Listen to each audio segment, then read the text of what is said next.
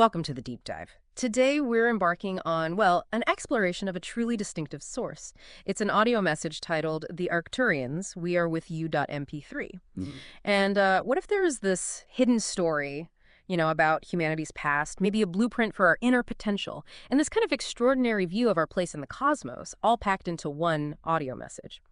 So our deep dive today, it's going to unfold some pretty expansive concepts as described by this material. We're talking about ideas like interdimensional communication, Right. so interaction with consciousness beyond our usual 3D reality, and planetary ascension. That's the idea of Earth and, well, us, humanity, evolving to a higher state. It's definitely a journey into a worldview that's bound to spark some interesting thoughts. Yeah. And our mission here is really to dig into the core insights, the specific claims made in this material. We want to help you understand the narrative, its internal logic, just presenting it as it is without judgment. And as you'll hear this source, it offers a really unique framework for thinking about self-awareness and cosmic connection. It gives a perspective that's, well, profound and sometimes surprisingly practical, too. Okay, let's unpack this then. It sounds like a remarkably distinctive perspective. Yeah, indeed. So right from the start, the message lays out this central idea, a constant strengthening connection with the Arcturians. Now, it clarifies that strengthening doesn't mean it's new or wasn't there before. Instead, it suggests humans are learning or remembering how to fully open your heart to our feel. So it points to an increasing openness kind of on our part. And what's really intriguing here is how this evolving connection is, well, defined. The material makes a pretty clear distinction. Humans are becoming us in heart space. Heart space. But not necessarily in frequency. Because the Arcturians themselves are said to resonate to the fifth dimension and, even beyond. So this puts the emphasis on an emotional or energetic openness rather than like a strict frequency match. The core insight, really, is that this connection isn't something you achieve, maybe, but something you uncover by becoming more receptive. So it's less about them reaching out more and maybe more about us becoming receptive to what's already there. That's quite a shift in perspective. And the message then gets really practical, actually. It offers advice for what it calls interdimensional communication. Yeah. Suggests things like taking long, slow, deep breaths, focusing your attention on Kundalini energy, and making sure your spinal column is aligned. Right, and according to the material, the purpose of doing that practice is to allow your inner light to flow up the spinal column. And this ignites what it calls the fifth dimensional potential, which lies laden in each of your chakras. Okay, fifth dimensional potential. Yeah, to clarify, this refers to a higher state of awareness or consciousness said to be inherent in each of your chakras, your energy centers. The message explains that this inner light was always there, but it was in a latent state. Latent, right. So the ability to actually perceive it consciously, it suggests, depends on your own consciousness, matching the fifth dimensional frequency of this inherent light. Right. So if we sort of boil this down, the message suggests that unlocking a deeper connection, it starts with a very internal, almost physical practice. It's a pathway that, if we're understanding it correctly, you could, well, begin to explore right now. Yeah, this internal practice is presented as an immediate, tangible step.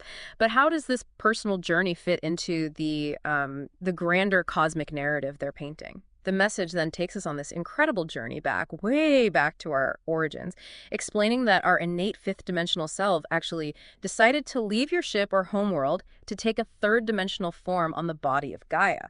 And the reason given, because third dimensional Earth was not ready for the fifth dimensional light yet.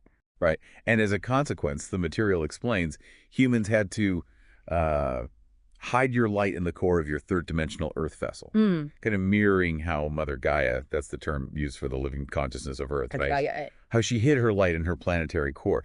And the fascinating paradox here, according to the message, is that this very act of hiding actually strengthened your personal and planetary bodies as they adapted to these third-dimensional realities. Wow. Okay. So hiding strengthened them. And it claims there are two very important reasons for humanity's presence on Gaia within this now, as it puts it. First, to protect Gaia from the ill intentions of the lost Dark Ones. And second, to assist Gaia with her planetary ascension. Her own evolution. Her own evolution to a higher state, yeah. And to clarify that deep connection even further, the message introduces this idea that since humanity is made of the same elementals of earth, air, fire, water, and ether as Gaia. The elementals, okay. Humans and planet are connected via these ever-active and quickly transmuting elementals. Hmm. Phew. So essentially, our fundamental building blocks are, intertwined with the planets. Okay, that makes sense in their framework. And this is where the message uses that really vivid, maybe even relatable analogy, the rotten cake. Yeah. It describes humanity's struggles by saying, you, dear humanity, have been forced to eat rotten cake because you could not look deep inside to see the ingredients of your body and of your life. Yeah, that rotten cake analogy, it really zeroes in on the idea of not looking inside, right? Mm. Not looking to find those traumatic events, destructive habits, deep feeling, or any unconscious thoughts and emotions. Mm-hmm. And the message's warning is pretty clear. If your heart is broken, uninformed, or ill, and your mind is dazed and confused, your life will fall apart from the inside out. Hmm. Which, it raises an important question about how our internal state, as described from this perspective, directly impacts our external experience. It's a really powerful call for, well, introspection. That rotten cake analogy is incredibly vivid, isn't it? It makes me think about how easily we can, avoid confronting those internal issues. Does the message offer any insight into maybe the very first step someone might take to begin looking inside, to find those ingredients it mentions? Well, it actually connects it directly back to that earlier advice, about the breath and aligning the spinal column.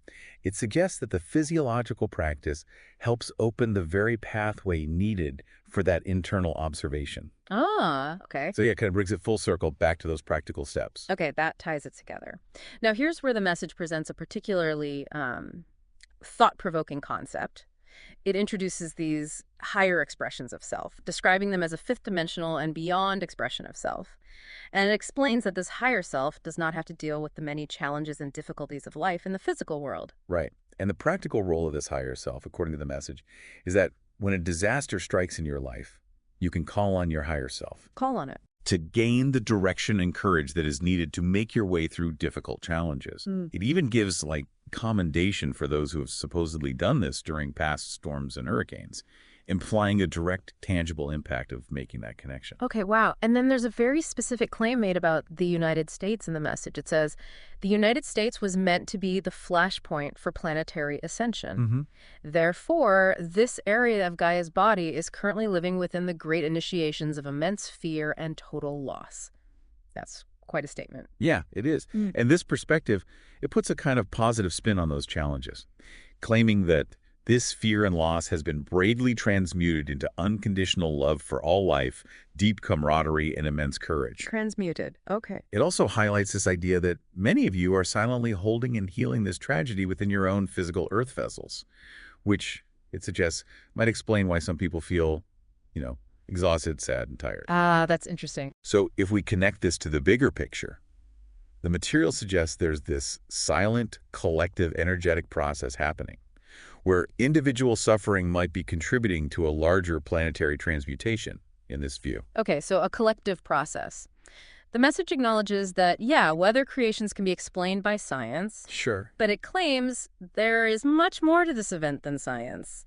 And the positive outcome it points to is immense unity, consciousness, and unconditional love emerging from these difficult events.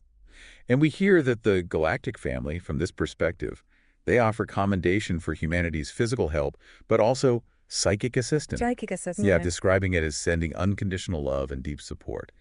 It also mentions there are ongoing opportunities to assist both people and planet, even after the storms have subsided, suggesting the work isn't just during the crisis, but also in the aftermath. Right, the recovery. And then there's this really extraordinary claim. It says, we, the member of your galactic family, have been welcoming many wounded people and animals onto our ships to assist them with their physical and emotional healing.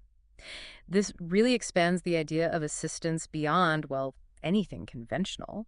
Does the message offer any insight into how this happens, or what it implies about, a nature of healing? This section of the message doesn't really go into the specifics of how the transfers to ships might occur or the exact mechanisms of healing used there. But it does offer an invitation. It says, we invite all of you to come to our ships in your night body and/or meditations. Night body or meditations. To assist those who have come onto the ships for healing and comfort. Mm. So it suggests it can be experienced either during sleep, maybe as an astral or night body projection, or through intentional meditative states. This part really does expand the scope of assistance, moving from individual inner work to potentially a vast interdimensional support system, at least as described in this unique material. Wow. What a deep dive this has been, truly. We've explored the Arcturian connection, the activation of inner light, humanity's seemingly profound purpose on Earth, Mm-hmm. the wisdom and support of the higher self, and this very unique perspective on global challenges and even, well, galactic assistance. It's definitely a lot to take in, all from a single, pretty compelling audio message. Yeah, this material, as we've discussed, it really provides a powerful, if specific, framework for understanding personal and planetary transformation, all from a very expansive viewpoint. And it certainly raises questions about the many forms healing and connection might take, especially when seen through a lens like this one. So what does this all mean for you listening in? This deep dive has presented a vision of, well, latent power within, maybe profound connection, and a cosmic purpose that stretches way beyond what we typically consider. Whether you resonate with every single detail, or maybe just find yourself intrigued by the concepts. This message really encourages you to look inward, to consider the hidden dimensions of your own being. And maybe here's a final thought to leave you with, building on the source material. If our inner light truly holds this fifth dimensional potential as it claims, and if our heart space really is the key to connection, what might actually be possible if we truly commit to looking inside, not just at our challenges, the rotten cake bits, but at all the ingredients of our own consciousness, just, waiting to be activated?